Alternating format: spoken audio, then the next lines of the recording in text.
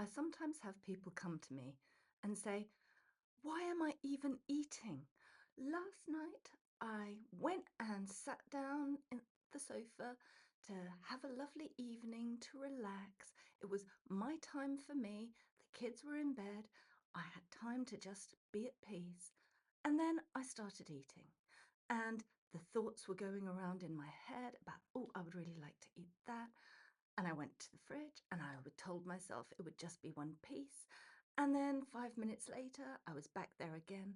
And by the end of the evening, I'd eaten the whole bar of chocolate or the whole packet of crisps or whatever it might happen to be. And the person is just really confused. It's like, why am I even eating? I don't even know why. So today I'm going to suggest some of the things that might be the most likely reasons why that would be happening. And the first of these is actually a physical thing, which is about if you have been restricting your food intake during the day, then that can be a very big reason why, by the time you get to the evening, your body is pushing you to take in some food. And this is because of a hormone called ghrelin, which builds up over the course of the day, a little bit like melatonin does to get us to sleep at night. So too with ghrelin, it's that hunger hormone saying you need some food. And if you haven't satisfied it earlier in the day, then it builds up and builds up. So one of the things that is there is about the total calories that you've taken in over the day. Have you actually eaten enough to satisfy your body's hunger? Another part of it is the nutrients. Have you taken in the kind of food that your body actually wants and needs? Another part of it is also, as I say, the ghrelin builds up over the course of the day. So if you restrict or fast for the early part of the day, then your ghrelin levels will be higher later on, even if you do then eat. So it's often a very good idea if you are getting into this kind of eating pattern to start eating earlier in the day. They talk about having eaten at least 40% of your daily calories by, say, 3 o'clock in the afternoon. So if you do want to be doing some kind of intermittent fasting, to at least break that fast a little bit earlier potentially.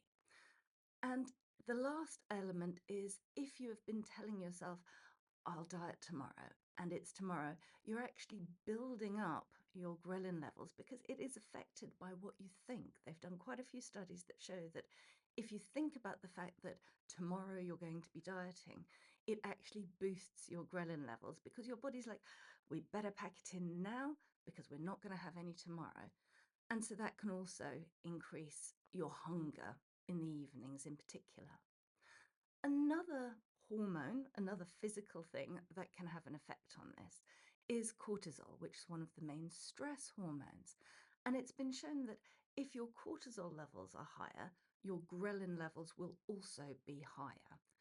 And another factor here is that if your ghrelin levels are higher, so if your hunger hormone is higher, if your stress is higher, when you finally do satisfy that ghrelin, when you do finally give yourself some food, the dopamine hit that you get from it will also be greater, which means that you get more of a reward feeling for finally eating when you have been denying yourself. And so it feels even better. And that can kind of put you into that pattern. Oh, if I eat then it will feel really good.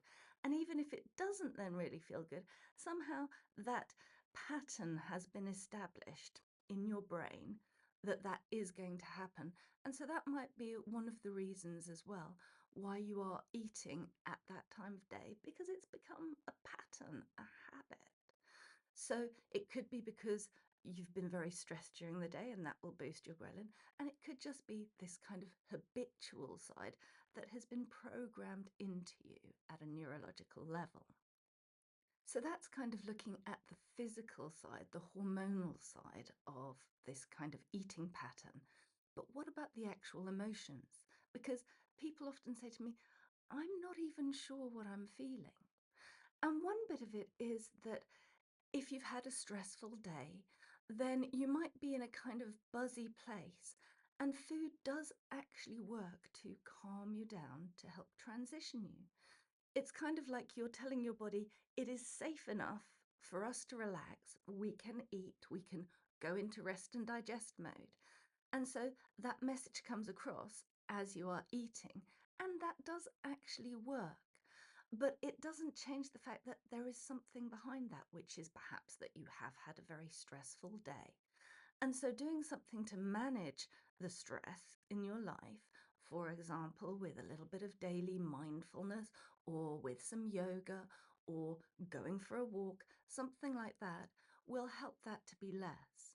And there are also more active and direct things that you can do. First of all is finding out what are you actually feeling. And a really great way of doing this is to perhaps look at a list of emotions. Just seeing them can sometimes trigger you to think, ah, yes, that feels right, that sounds right. So that's one way of gaining insight. Another thing that I suggest is something called coherent breathing, which is where you breathe in on the same count as you breathe out. And this is a way of balancing your autonomic nervous system between the sympathetic and the parasympathetic. And it helps to put you in a place where you're both calm, but also still creative and energized. And that's a good mind space to be in order to gain insight into your emotions. Another tool that I think is incredibly helpful here is EFT or tapping, because it helps to calm your body but still keep you quite active and awake while you explore these things for yourself. And the kind of pattern of the basic recipe is also quite useful, you could say. Even though I'm not sure why I'm having these thoughts about food, I'm open to finding out what it is. So that can be a very good and useful tool here to figure out, to get that insight into what is driving your eating. Another thing that I have often seen with my clients is what I call the railroad crossing effect. And that's where one train hides another, or in this case, one emotion hides another. And firstly, it's almost like the strongest emotion is what is most foreground for you, what you are most aware of. So we can work on that, and then you find that there's still something there. And it's a little bit like peeling the layers of an onion, that once you've removed the biggest, thickest, most obvious layer, there is still something there. And so you need to work on that as well to release that. A really good tool here is something called transpirational havening. And this is a way of calming your body, of putting you into a good, creative, calm mental space, and of looking at, okay, this is what the emotion is for me right now in this instant, and being open to letting whatever is next also arise and also be released. Another situation I've seen quite often with my clients is what I call a cohesive story. So, for example, a client, we'll call her Sue, came to me and she had heard that trauma could be a reason for emotional eating, which is very true.